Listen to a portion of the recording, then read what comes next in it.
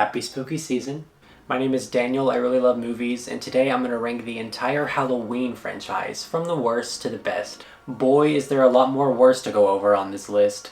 This probably has to be the greediest horror movie franchise. And I don't mean it like, well, they make money, so of course they're going to make more. I mean, they make more, but often in this endless cycle of going somewhere with this one, but then throwing it down the drain in the next. Then, they wonder why it doesn't do so well and try once again, only to, almost always, back themselves into the same corner. Anyways, as negative as all that sounds, the one thing to come out of all the good and the bad that gives the incentive to go back is having all these different timelines. This is very much a choose your own adventure franchise. And which one do I choose? Well, as always, this is just my opinion. I'd love for you to comment yours, but without further ado, here's my ranking. In 13th place is going to be Halloween 5, The Revenge of Michael Myers. This is that first example of ruining all the good of the previous movie in favor of something that is, to loosely quote Loomis, purely and simply god-awful. Just how do they almost always ruin things? By absolutely spitting on all the developments and the characters that were very strong and they made us fall in love with. And again, they almost always do this. I mean, at least try to justify the awful choices you make and the characters you kill off or do dirty by giving us strong characters to replace them with, which they don't. It's one thing to rush this movie, which clearly came out in under a year after the previous, but to not even know where they were going with certain things as they were filming is even more telling.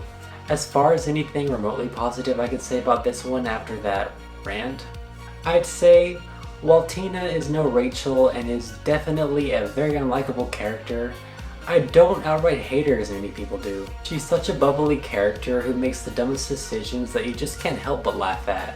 Or in my case, love to hate her for. But still, and for the most part, this one is just very frustrating and both feels and seems to run on a lot of empty. In 12th place is going to be Halloween 6, The Curse of Michael Myers. This one is only slightly better than Part 5 in that, in the sense of continuing the Cult of Thorn timeline that began strongly with 4 and ends here, it's not as frustrating. By no means is it a return to form or anything, but at least it feels more, though not completely like, a fresh start of sorts. That's at least how it starts anyway, for me. Because yes, this does start off by killing Jamie Lloyd from the previous two, but it feels so unceremonious considering that Danielle Harris was also unceremoniously recast. Anyway, I will say that this time around rewatching these, I watched both the theatrical cut and, finally, the producer's cut. To be even more honest, I think this most recent rewatch was the first time I ever sat through and watched this movie completely, or at the very most, actually digested it. Whatever there was to digest, because the point is, this one is honestly very dry and forgettable to me. At the very most, this can easily serve as background noise. That's why I watched the producer's cut, because by the time I had finished the original theatrical cut, I was very short on notes and wanted to get more out of it. Especially since I don't think I'd ever watched this one all the way through, and for the fact that, for the general consensus lower rated entries, this one seems to be a little more well received. While I will say that the producer's cut is better, I still didn't get that much more out of it. Largely, the new characters are underdeveloped, and the Cult of Thorn idea they expand upon, after not even knowing what it was in Part 5, is not only underwhelming, but also largely diminishes Michael Myers as a character. This one feels more like a fanfiction, and I'm not saying that's a major gripe, but compared to the other fanfiction-y installments of the other big 3 horror franchises like Jason Goes to Hell or Freddy's Dead, it could have had more of a sense of humor. As far as anything I liked, from the theatrical cut at least, I'd say this has some of the goriest or most graphic kills out of the whole series. From the original films anyway, and from the producer's cut, this has one of the better endings out of the series. But of course, take all of that with a grain of salt. I love how we got Paul Rudd in this movie too. I'm not some big fan of his by any means, but I just love seeing actors who go on to be bigger names getting their starts, if not their debuts, in horror movies. Other examples including Jennifer Aniston in Leprechaun and Jennifer Lopez in Anaconda. Because hey, we all gotta start somewhere, right? In 11th place is going to be Halloween Ends. So, a little backstory. I remember watching this when it first came out, right as it dropped on Peacock. And that was when I recorded what was supposed to be my first YouTube reaction video. Why didn't I end up posting it? Well, long story short, I was nowhere near as confident as I'm at least trying to be now. The video no longer exists, but I do remember that last line that still remains true. That was terrible. Plain and simple, as most of us might remember, they teased us with this epic final showdown between Michael and Laurie, and that is barely what we got.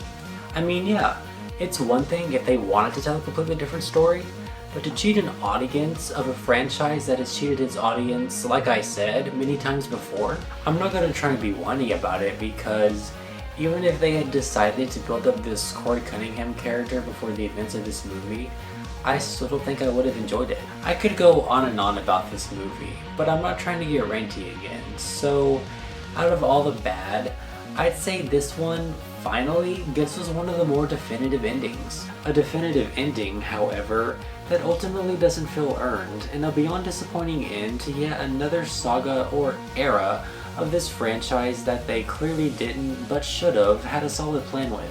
In 10th place is going to be Halloween Resurrection, the one that came out the year I was born, that I still don't know how to feel about, or even what that says about me. I was honestly surprised by how much this one grew on me, especially after Halloween Ends. To be honest, I went pretty back and forth on where to place these two, as they are certainly pretty close to each other in terms of quality.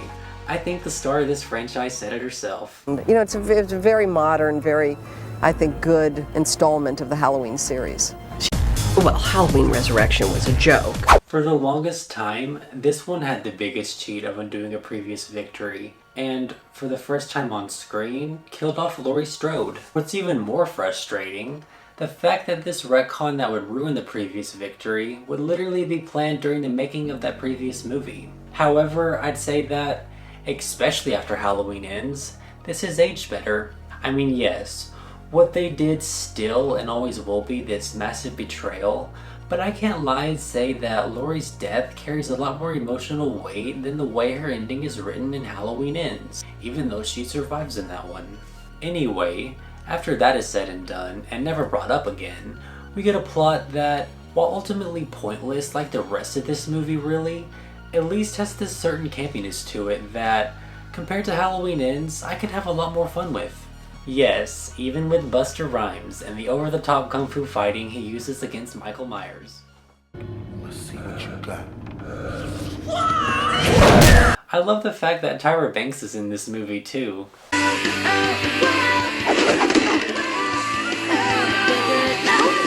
Both of those casting choices are just so random, but what makes this movie so much more fun. Still, as much as I've come around to this, I still wouldn't have any eagerness to randomly turn this on, even for a campy good time. In 9th place is going to be Halloween 3, Season of the Witch. For the longest time, I always avoided this one for the simple fact that it didn't have Michael Myers. What made me finally decide to watch it? Well, as I was still trying to process the disappointment of Halloween Ends, and how much it completely divided horror fans, I thought I'd finally give this a try, especially as it was being compared to Halloween Ends. Was I blown away with it? No. At least not when I first watched it. The first time I watched it, I was not only missing Michael Myers, but couldn't help but feel that this story felt a bit more dated than most 80s movies. And I don't mean that in the sense of it's an 80s movie, so of course it's dated. I mean that I thought and still think that this would be way more interesting if it was told in the age of internet culture today. Maybe that's random or specific, but anyway, this time around, I still wasn't blown away, but actually vibed a lot more with this story, and even got that little jingle stuck inside my head. Happy, happy Halloween, Halloween, Halloween. It's still quite different, yes, but in a way that doesn't cheat the audience like most of the others do. I'm not gonna lie, this also feels more like a Halloween movie in the sense of exploring the deeper themes of the holiday itself. In the absence of Michael Myers especially, I think that the Silver Shamrock Company were a compelling and unique type of threat. This one might have unconventional characters, to say the least, but an unconventional setup that makes it different and interesting in its own right. May I also say, for an 80s movie especially, This has some pretty gnarly kills, effects, and an overall nihilistic or off-putting tone that I commend it for. While maybe I'd still skip it depending on the mood, and for the sake of sticking with Michael Myers, it's certainly become a much more welcome entry for me. In 8th place is going to be Halloween 4, The Return of Michael Myers. This one tends to fluctuate quite a lot for me actually. Depending on my mood, it's either higher or closer to the middle like it is now, but never at all at low tier. What it comes down to is this one being not the most remarkable, but not terrible. In simpler terms, nothing more and nothing less. If anything, this is the comforting Disney Channel original movie of the series. Not so much in the production value, or even some of that Disney Channel-like dialogue. I'm sorry I ruined everything. I wasn't here. You can go out.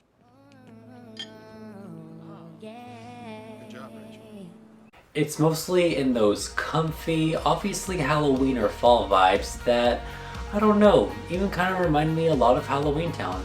But most of all, it's in the new perspective of the worthy new main character, Jamie Lloyd, played by the amazing Danielle Harris. The relationship between her and Rachel, another worthy new main character, absolutely carries this movie and adds so much heart. I might even prefer them, more specifically Rachel, over Laurie Strode, at least if we're just talking about the first two movies. Other than that, there's not much more I can say about this one or even pick apart with it. For the most part, it's just pretty beat by beat, or an average Halloween movie. Really, it just depends on my mood with this one. In 7th place is going to be Halloween 2018. Oh boy, this is one mixed bag. Lo and behold, this was the first one I ever watched in theaters, and it certainly was and still remains one of my favorite theater experiences. However, it's almost frustrating watching this now, considering where things would go from here. First off, I didn't like how they erased the sibling twist. I think that was their first mistake. Without it, they obviously had to think a little outside the box to bring Michael and Laurie together for a showdown in a way that doesn't end up feeling earned. The decision to make Laurie this Sarah Connor type of character especially was way too over the top for me. Again, considering where things would go, it just does not work, at least for this particular movie. But it would have made more sense, as many others agree, if they had saved most of this for Halloween Ends. Anyway, as far as the ridiculous plot twist and the over-the-top humor everyone has gripes with, it's understandable, but honestly, it's just whatever and not the biggest deal to me. Because just looking at this movie in this particular timeline, the positives far outweigh the negatives here. First and foremost, for wanting to go back to the vibe or spirit of the original, I think it does a pretty decent job. And I think most of that has to do with, however specific, James Jude Courtney's portrayal of Michael Myers. Just like with Jason Voorhees, I'm not quite sure if I can pick a favorite Michael yet, but I want to say his performance was one of the closest to the Michael of the original. To me, it's more in the way he moves, while adding his own spin of being the most brutal, and we haven't even talked about Halloween Kills yet. All in all, this was just a fun and easy watch for one of the more modern Halloween movies. But again, yet another example of if only things had ended here. In 6th place is going to be Halloween Kills. I think I'd be beating a dead horse at this point to say how disappointing things ended for this trilogy, because this particular movie gave the next one such a great setup that they, of course, completely wasted. But somehow, even revisiting this one after Halloween Ends, this one grew on me like quite a lot. And I'm being a little more dramatic here because I remember disliking this one quite a lot when I saw it in theaters. In fact, about 30 minutes in, I kinda wanted to go home, and I didn't even pay for the ticket. What? A little fun backstory. I saw this on a very surprise date. It wasn't the first or even a terrible one by any means, especially since this person hadn't watched the other movies. I didn't stay because I felt like I had to. Like I said, it wasn't horrible and I was grateful. We had a good time and all that. I stayed because, man, this sure lives up to the title. I think I always and still appreciated them for that, especially considering how they would indeed end up cheating us in the next one. Like I said, I'm honestly surprised I ended up and still love this one. This was Michael Myers at a very new prime. I want to say that he was at his most relentless here. This movie in general was just very relentless and had plenty of those edge of your seat moments. As an almost desensitized horror fan too, there were moments I think I was genuinely scared. Coming off of Halloween 2018, I think that this still suffers, if I didn't mention with the last one, something more to drive the plot without the sibling twist. It doesn't help that it basically copies the plot point of Halloween 2 of going to the hospital after the murders again. Anyways, this movie's kinda just messy and all over the place, or places, in a way that feels almost a bit too random at times. Then, of course, on top of all that mess, is the poorly executed message on mob mentality. Like me and many other fans agree, it was just way too over the top and mostly frustrating. And the thing was, they had explored mob mentality to some degree in the other movies, like Halloween 2 and 4, but it never felt more unrealistic here, which made it all the more annoying, especially on that first watch. Oddly though, and one thing that I think took it up for me is, with how dumb and reckless this mob becomes, even getting a possibly innocent person killed, they sure don't get off so easily. In a way, it was like a reward to the audience for making us sit through all of that, and I commend them much more for it. With all being said, I think you can either just turn off your brain the most with this one, have a bloody good time, or even both. In 5th place is going to be Rob Zombie's Halloween, the one that has plenty of its fans and its haters. For me, this is the first Halloween movie I ever watched, and very much holds a special place in my heart and this list for that very reason. Technically, this is a remake, and I'm only saying it like that because, for a remake, it very much does its own things. I just love, but don't prefer, his more realistic interpretation of the character and origins of Michael Myers. For me personally, I found a lot of what he was going for to actually be somewhat relatable for me. Not to get too dramatic, but there was a time in my life where some of what happens in this movie hit home. Throughout all those off-putting moments, there's also this emotional depth to this one that just resonates so much with me. Anyways, to move on to the other flaws, as much as it does differently for a remake, specifically in that first half, it does indeed start to become a beat by beat of the original towards the latter half. The ending especially goes on for way too long. There really doesn't seem to be that much of a build up to an ending either. Really, this one just ends. Bouncing back though, with as much as they copied from the original, most specifically of course the characters, I think it's what this cast brings to those said characters collectively that gives this one perhaps a little more energy than the original. All that, and while this one isn't exceptional by any means, I think it's still a great setup and introduction to this particular iteration that I think I will always have such a fondness for. In 4th place is going to be Rob Zombie's Halloween 2. This almost feels like a hot take. Even though it's higher than it, I'm not saying it's way better than the last movie, nor will I argue a strong case on why you should rank it higher, or even defend it as some masterpiece, because quite simply, it's not. I can understand, but honestly, I don't think I ever had any type of hatred for this movie, even when it was lower. I'd say that, especially after Halloween Ends came out, and I revisited all the movies then, I was able to appreciate this for, not properly, but better, setting up its emotional stakes. Because out of all the Halloween movies in general, I have to say that this might be the heaviest in terms of emotion. There's a lot of emotional buildup in this one too that doesn't necessarily pay off all the way, but still keeps you on your toes. That's what made this one, like Halloween Kills, a surprise entry that, if it's this high, grew the most on me. I think why I like or even love this one more than most people do is, like I said, or at least implied with the previous entry, not just my appreciation for this particular timeline, but for this cast and characters that they honestly made me care so much about. I think they really came more into their own in this one. I think that also speaks to the fact that, unlike the last one, this one starts off but doesn't end up completely copying the original Halloween 2. This does a lot of things that, also like the last one, don't work for most people but work for me and what I appreciated a lot more for. Further, if the last one was relatable or emotionally resonant with me, I personally liked, not loved, how they went deeper and explored mental health with this one. Yes, the white horse stuff makes for some very over-the-top symbolism and is one of Rob Zombie's weaker stylistic choices, but at least it's a whole lot tamer in terms of his very bleak mean streak. I mean, yes, it's very much still there, but it's nowhere near as crass as it was in the last one. I'm not sure if this was a major criticism, but I was also here and living for emo Laurie. And I know this is about to be a hot take, but I don't outright hate and even had some fun with what they did with the character of Dr. Loomis in this one. Even hotter take, but maybe not in this particular movie. I might actually prefer this version of Loomis over the one in any of the original movies. What? And that is not a knack at Donald Pleasance, God rest his soul, who was a genuinely good actor, but his version, while having his own shining moments, was, for the most part, a bit too zealous for me.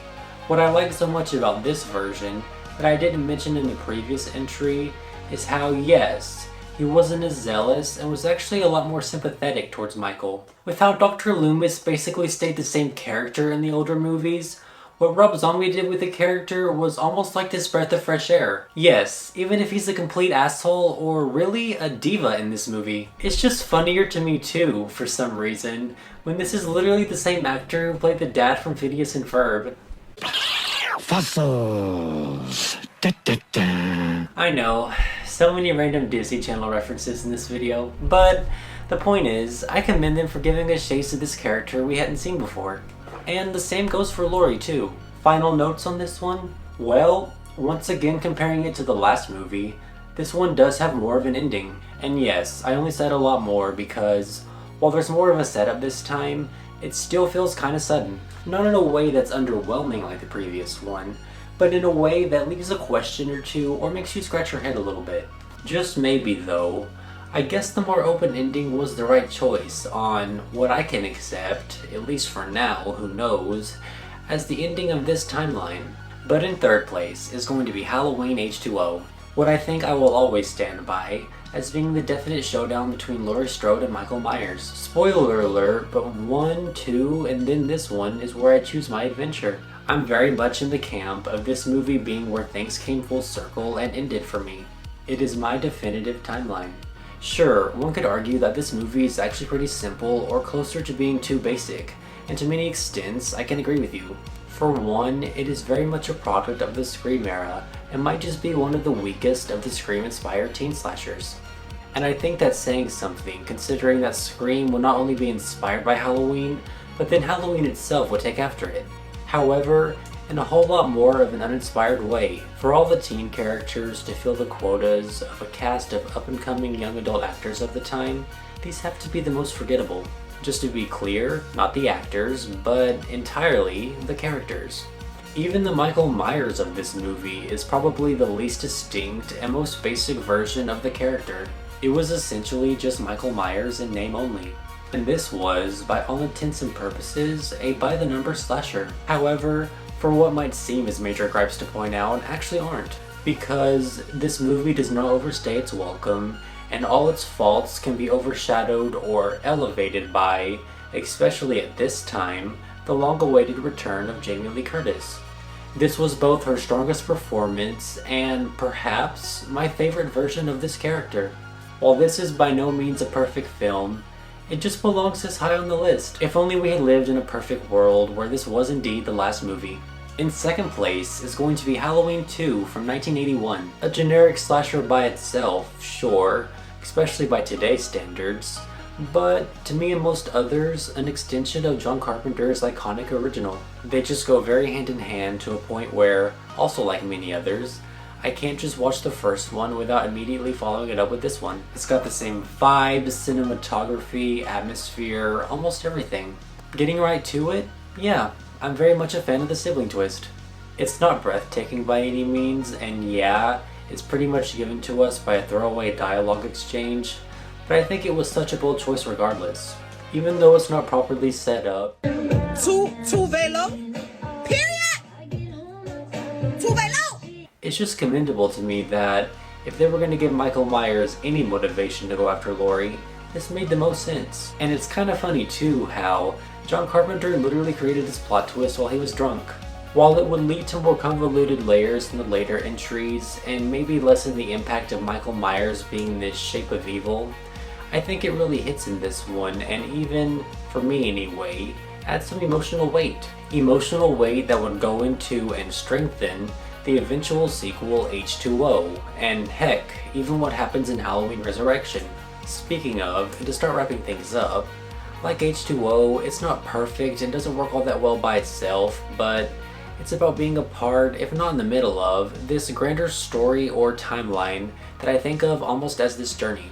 Especially after watching this on par with the original, the way this ends with Laurie being wheeled into the back of the ambulance and driving away into uncertainty with Mr. Sandman playing always gives me this sense of emotional renewal for some reason.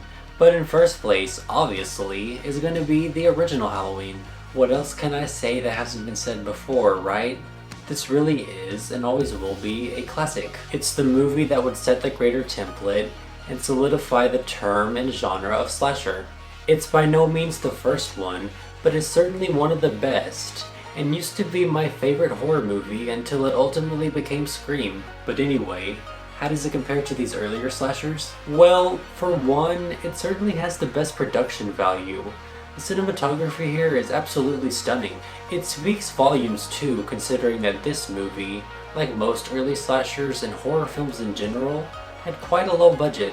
Not only was it well spent, but it was just working off a great script to begin with, which is why it is no surprise that it would make its money back and much more. The broadest example of what really set this apart from the earlier slashers, and I'm mostly referring to the Texas Chainsaw Massacre and Black Christmas in this specific context, where Texas Chainsaw Massacre was secluded and Black Christmas was contained, Halloween was anywhere. It's in a way that it felt like such an experience, something more real or to be endured, literally attacking the perfect suburban American dream, and a lot more terrifying because of it. Even though it's not my favorite horror movie anymore, on a personal level, this will always be considered and hold a special place in my heart for being the one that solidified my love for this genre. And that was my ranking of the entire Halloween franchise. Until the next timeline, this has been Daniel. Like, comment, subscribe, and at this point, you can even follow me on Instagram at cdanielj02. I know I'm just getting started with this YouTube thing, but this has been very fun and productive for me, to be honest. I'd say, to start off, I'm just gonna keep going through and ranking horror movie franchises. Until then, keep loving movies.